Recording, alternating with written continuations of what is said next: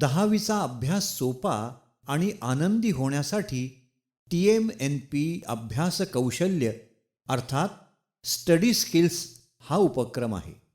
आता त्या उपक्रमाची सुरुवात कशी होते आणि त्यात कोणकोणते विषय असतात याची ओळख करून घेऊया. या अभ्यास कौशल्यांची सुरुवात होते ती सब्जेक्ट डिफिकल्टी म्हणजे विषयाचं काठिण्य समजून घेण्यापासून. 10वी इयत्तेत एकूण 10 विषय आहेत. अल्जेब्रा, जॉमेट्री, सायन्स 1, सायन्स 2, इंग्रजी, मराठी, हिंदी किंवा जर्मन किंवा संस्कृत, इतिहास, भूगोल या प्रत्येक विषयांनुसार एक तक्ता तयार करायचा आहे. तो कसा हे समजून घेऊ. या तक्त्यात दिलेले आहेत विषय, 9वीचे मार्क्स, 10वीचे मार्क्स.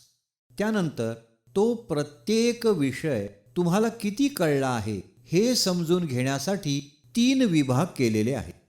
नारायणला मराठी विषयात कोणतेही कष्ट न घेता 75 पेक्षा अधिक मार्क्स मिळतात म्हणून त्याने सिंपल हा पर्याय निवडला. तर सायन्स 2 विषयात त्याला कष्ट घ्यावे लागतात पण 60 पर्यंत मार्क मिळतात म्हणून त्याने वर्केबल हा पर्याय निवडला.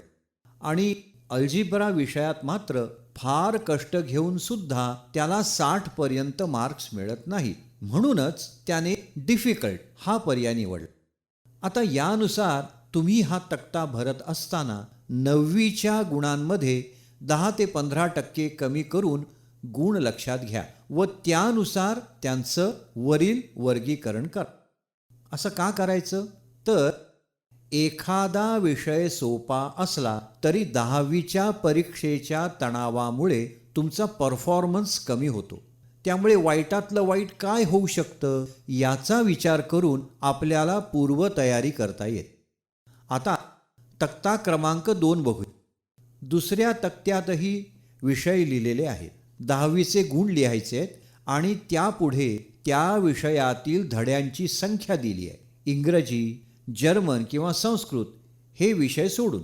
आता नारायणला अल्जिब्रा हा विषय कठीण वाटतो व म्हणून वरील तक्त्यात त्याच्यासाठी तो डिफिकल्टमध्ये येत असला तरी त्या विषयातील सगळेच धडे त्याच्यासाठी अवघड नसतील. काही सोपे असतील तर काही थोडेसे कष्ट घेऊन तो समजून घेऊ शकेल म्हणजेच त्याच्यासाठी ते वर्केबल असतील. तर तुम्ही सुद्धा अशाच प्रकारे धड्यांचं वर्गीकरण करायचं आहे. हे का करायचं? तर यामुळे आपल्याला अभ्यासक्रमाचं वेळापत्रक ठरवता येईल. एखाद्या विषयाचा अभ्यास किती वेळ करायचा आहे, कोणत्या विषयास जास्त वेळ द्यावा लागणार आहे, कोणत्या विषयास कमी, तसंच त्यासाठी लागणारी साधनं, साहित्य याचं नियोजन करता येईल. आपल्याला आवडणाऱ्या विषयाचा आपण अधिक वेळ अभ्यास करत बसतो व अवघड विषयाकडे दुर्लक्ष करतो. असं न होऊ देता आपण अभ्यासाचं व्यवस्थित नियोजन करू शकू. वरील तक्त्यात नारायणने अल्जिब्रा विषयातले 2 धडे आधी वर्केबलमध्ये लिहिले होते पण नंतर अभ्यासाचं असं योग्य नियोजन केल्याने तेच 2 धडे त्याला सोपे वाटू लागले ज्यामुळे त्याचा आत्मविश्वास वाढला.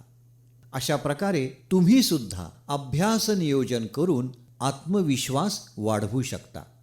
तुम्हाला कोणतेही प्रश्न असतील तर बिनधास्तपणे आमच्या व्हॉट्सॲप क्रमांकावर विचारा.